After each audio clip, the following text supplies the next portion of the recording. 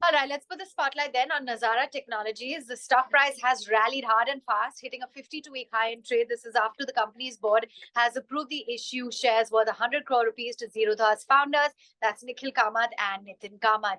Let's bring on board that Nitish Mittersain, who is the founder at Nazara Technologies, now joining us on the show. So Nitish, let's start off by just understanding the dynamics of this deal.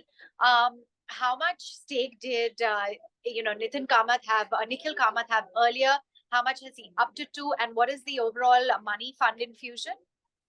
Yeah, so I think they have approximately 1% prior to this preferential issue. And after the preferential issue, it will go to approximately 3.3% as a cumulative voting. And in these two entities, it will be about 2.7%.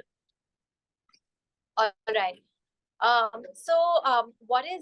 What does this mean then for Nazara Technologies to have someone like the founders of Zerodha, which have really built a very strong and steady company, on board and showing high conviction in your company? Yeah, as you know, we've pursued our dream of making gaming big in India for over 2 decades. It's always been very important for us to have highly respected people, investors come and back us, because it's not just about the capital. It kind of also validates our strategy and the direction that we are going in. As you know, Mr. Rakesh Jhunjhunwala had backed us many years back.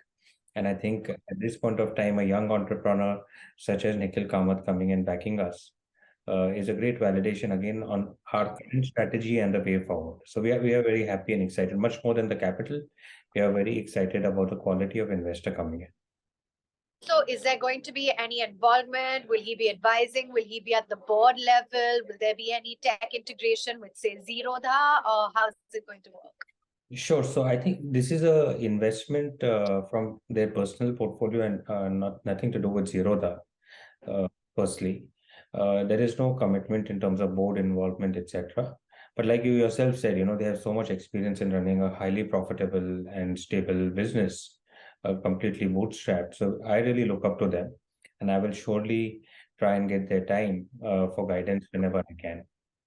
Yeah, absolutely. I would love to be a fly on the wall when that happens. But Nitish, has there been any interaction with you and the Kamath brothers, or just with Nikhil, for instance, talking about upping the stake even further? What's the long-term game plan? Is it going to go even higher than this long-term? There has been no such discussion between us. At this point of time, the only discussion that's happened is, what Nazara does, what is the potential of the gaming industry, which they really also believe in.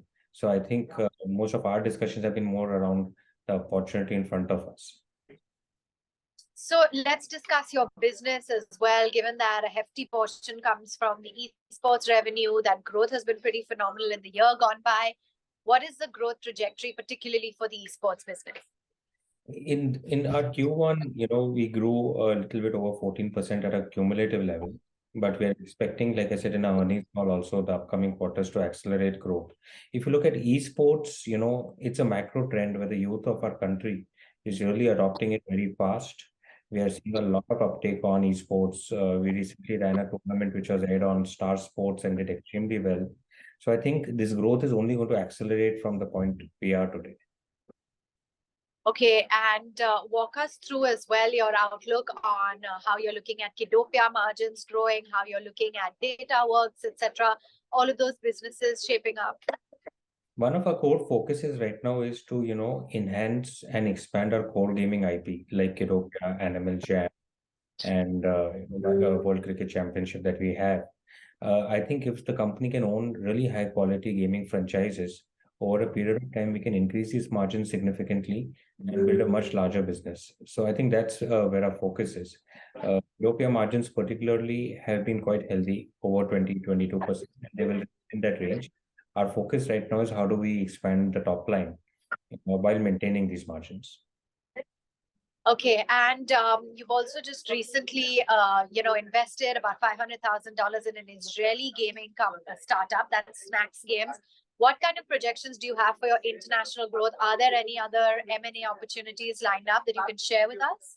Yeah, I think, like I said, we're looking at core gaming IPs. So we're looking at investing in global game studios in India, outside India, and we're in active discussions with many of them.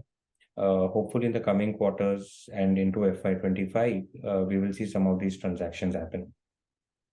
Okay, now we all know that you do have the late investor Rakesh Jhunjhunwala, who had given his stamp of approval, so to speak, at earlier on in the business for Nazara Technologies. But for refresh for our viewers, who are some of the big investors that have invested in Nazara Tech, and are you in talks with any others now? Yeah, I mean, Mr. Rakesh Jhunjhunwala's family still holds over 10% in the company. And we had a lot of support and encouragement from him, while he was there, which has been very valuable for us. In addition to that, Mr. Nikhil Kamath coming in now is great. We have Plutus, which is a very active investor with us. Uh, so we have a clutch of investors, and then of course you have many domestic and international funds that are also today part of Nazara's cap table. Appreciate your time. Thank you so much, Nitish, for joining in, and congratulations. All the very best. Thank you. Thanks, Savannah. Bye.